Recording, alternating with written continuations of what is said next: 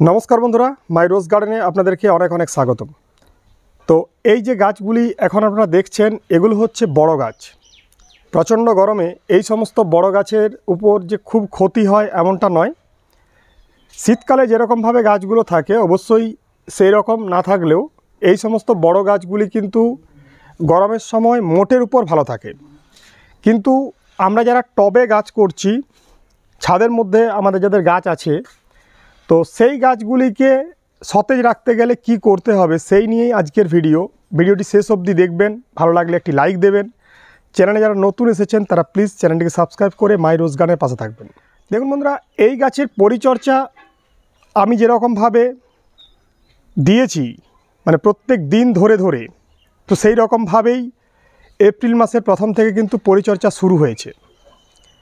এবারে এই গাছগুলিকে বাড়তি আরও কিছু কাজ করতে হবে, যে কাজগুলি না করলে কিন্তু আমাদের গাছগুলি এইরকমভাবে সতেজ থাকবে না।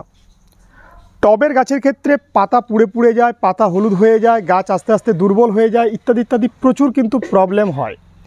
এই গাছগুলি যেহেতু জমিতে আছে তাই মাটির ময়েশ্চার লেভেল মোটের উপর ঠিক থাকে, গাছের খুব বেশি ক্ষতি হয় না। কিন্তু যখনই আপনি টবে গাছ করবেন, অল্প মাটি থাকবে যেখানে, সেখানেই কিন্তু মাটি শুকিয়ে যাবে এবং সেই জায়গা থেকেই দেখা যাবে যে ময়েশ্চার ঠিকঠাক রয়েছে না, গাছগুলো দুপুরের দিকে ঝিমিয়ে যাচ্ছে। তারপরে যখন বিকেলে এসে জল দিচ্ছেন, গাছকে স্নান করাচ্ছেন, তারপরেও গাছের মানে দীর্ঘ সময় যে ঝিমিয়ে ছিল, পাতাগুলো যেগুলো পুড়ে পুড়ে গেল, সেগুলো কিন্তু আর ঠিক হলো না।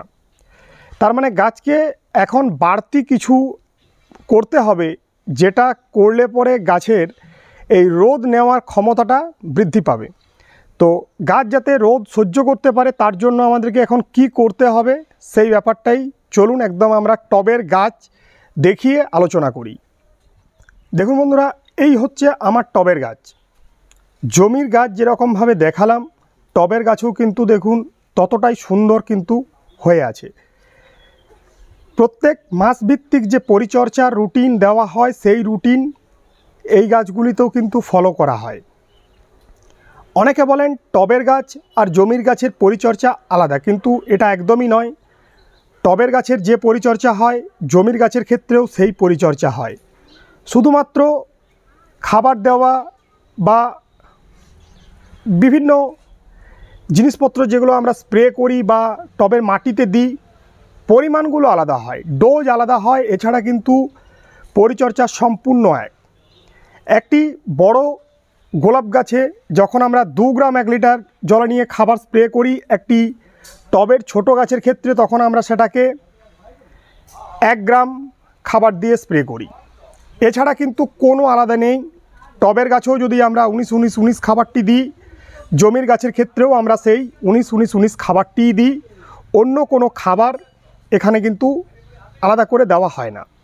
তো এই গাছগুলিকে এপ্রিল মাসের যে পরিচর্যা বলা হয়েছে সেই পরিচর্যা করেও এই রকম রাখা যাবে না। আমি যেটা আজকে দেখাবো জাস্ট সেটা আপনাকে করতে হবে। থাম্বনেলে বা টাইটেলে আপনারা দেখেছেন যে খরচ আছে মাত্র 10 টাকা এবং মুহূর্তের মধ্যেই কাজ হচ্ছে। সত্যি ব্যাপারটা সেরকমই। দেখুন, আমাদের একটা অতি পরিচিত জিনিস, এই যে দেখুন এই প্যাকেটটা, এটা আমরা প্রত্যেকেই কম বেশি ইউজ করি। এটা হচ্ছে ইনো। এই প্যাকেটগুলো 10 টাকাই দাম নেওয়া হয়। তো ইনো দিয়েই কিন্তু আমরা আজকে আমাদের গোলাপের একটা ট্রিটমেন্ট করব। প্রত্যেক সপ্তাহে একবার করে যতদিন গরম থাকবে আমাদেরকে এই ট্রিটমেন্টটা চালিয়ে যেতে হবে। আমাদের যখন গ্যাস অম্বল হয় তখন আমরা মেনলি এই ইনো ব্যবহার করি এবং দেখি মুহূর্তের মধ্যেই আমরা কিন্তু অনেকটাই গ্যাস অম্বলের হাত থেকে মুক্তি পাই। ঠিক তেমনই গরমে আমাদের যে গোলাপ গাছ আছে, এই গোলাপ গাছগুলিকে ভালো রাখার জন্য আমাদেরকে মুহূর্তের মধ্যেই অনেকটা স্বস্তি দিতে পারে এই ইনো। এবারে এই ইনোকে কিভাবে ব্যবহার করতে হবে পুরো প্রসেসটা বলছি। শুধু ইনো গাছে যদি আমরা দিই সেক্ষেত্রে ইনো কিন্তু একটা গাছের যেমন সতেজ ভাবটাকে বজায় রাখবে, তার পাশাপাশি পোকামাকড়ের হাত থেকেও কিন্তু গাছকে অনেক প্রোটেকশান দেবে। তাই দুটো কাজ আমরা পাচ্ছি। আমরা টবে প্রত্যেকেই কি করি, তরল সার ব্যবহার করি। মেনলি শীতকালে সরিষার খোল পচানো জল আমরা আমাদের গোলাপ গাছে দিই। তবে এই গরমের সময় টবে আমি প্রত্যেককেই বারণ করেছি যে কেউ সরিষার খোল পচানো জল দেবেন না, কারণ এটা হচ্ছে গরমের প্রচুর গরম থাকার জন্য মাটি যদি হিট হয়ে যায় সেক্ষেত্রে রুটের মধ্যে পচন হয়ে যেতে পারে। তাই তরল সার হিসাবে আমরা এখন ইনো ব্যবহার করব। যারা এপ্রিল মাসের ভিডিও ফলো করছেন, এখানে তারা কিভাবে ব্যবহার করবেন দেখুন। ইনোর কথা কিন্তু মান্থলি যে পরিচর্যার রুটিন দেওয়া আছে সেখানে কিন্তু বলা নেই। এটা যে কোনো একদিন সপ্তাহে আপনি করবেন। সকালে যদি কোনো খাবার দিয়েছেন সেদিনটা বাদ দিয়ে অন্য দিন করবেন, ঠিক আছে।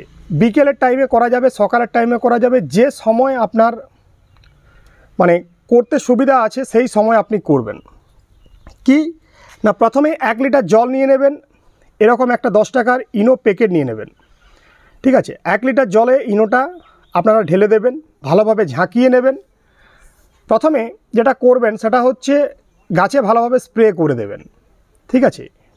ইনো দেওয়া জলটি ভালোভাবে গাছে স্প্রে করে দেবেন। তারপরে যেটা করবেন, যে বাড়তি জলটা থাকবে 250 থেকে 300 ml জল টবের মাটিতে দিয়ে দেবেন, ঠিক আছে। মানে একটা ইনো প্যাকেট দিয়ে আপনি মোটামুটি 2টি গাছকে খুব ভালোভাবে স্প্রে করতে পারবেন। টবের গাছকে অবশ্যই খুব ভালোভাবে স্প্রে করতে পারবেন এবং সেখানে আপনি টবের মাটিতেও কিন্তু জল দিতে পারবেন। দুদিক থেকে আমরা উপকার পাবো। যখনই ইনো দেবেন, মোটামুটি দেওয়ার পরেই দেখবেন গাছটা অনেকটা সতেজ দেখাচ্ছে, মানে এটা খুব কুইক কাজ করবে প্রথম। তো এটা যদি আমরা করতে পারি, গরমের হাত থেকে আমাদের গোলাপ গাছ কিন্তু অনেকটাই রক্ষা পাবে। যেমন ধরুন এই পাতা পুড়ে যায়, ঠিক আছে, পাতা হলুদ হয়ে যায়, গাছের মধ্যে একটা দুর্বল ভাব চলে আসে, ইত্যাদি ব্যাপারগুলো কিন্তু অনেকটাই প্রোটেকশান দেবে এই ইনো। আর তাছাড়া আমি যেহেতু টবের মাটিতেও কিছুটা জল ঢেলে দিতে বলেছি, মানে তরল সার হিসাবেও কাজ করবে। আমি যে খাবারগুলো এপ্রিল মাসের পরিচর্যার ভিডিওতে বলেছি সেই খাবার চলবে, সেই কীটনাশক চলবে, সেই ফাঙ্গিসাইড চলবে, অর্থাৎ পুরো ব্যাপারটাই একই চলবে। তার সাথে সপ্তাহের একটা দিন আপনারা এই ইনোটি স্প্রে করবেন এবং টবের মাটিতে জল দেবেন। তো এইভাবে যদি আমরা করতে পারি, আশা করছি আমাদের গাছগুলি কিন্তু চড়া রোদে অনেকটাই স্বস্তি পাবে। গাছের পাতা পোড়া, গাছের দুর্বলতা বা গাছের মধ্যে যে একটা খারাপ অবস্থা চলে আসছিল সেই ব্যাপারটা অনেকটাই কিন্তু দূর করবে। আশা করি এই টিপস আপনাদের খুব কাজে লাগবে। প্রত্যেকে করতে থাকুন। কি রেজাল্ট পাচ্ছেন অবশ্যই কমেন্ট সেকশানে কমেন্ট করে জানাবেন। ভালো লাগলে প্লিজ একটি লাইক দিন। চ্যানেলে যারা নতুন এলেন তারা প্লিজ চ্যানেলটিকে সাবস্ক্রাইব করে মাই রোজ গার্ডেনের পাশে থাকুন। ধন্যবাদ বন্ধুরা, প্রত্যেকে ভালো থাকবেন। আজ এটুকুই।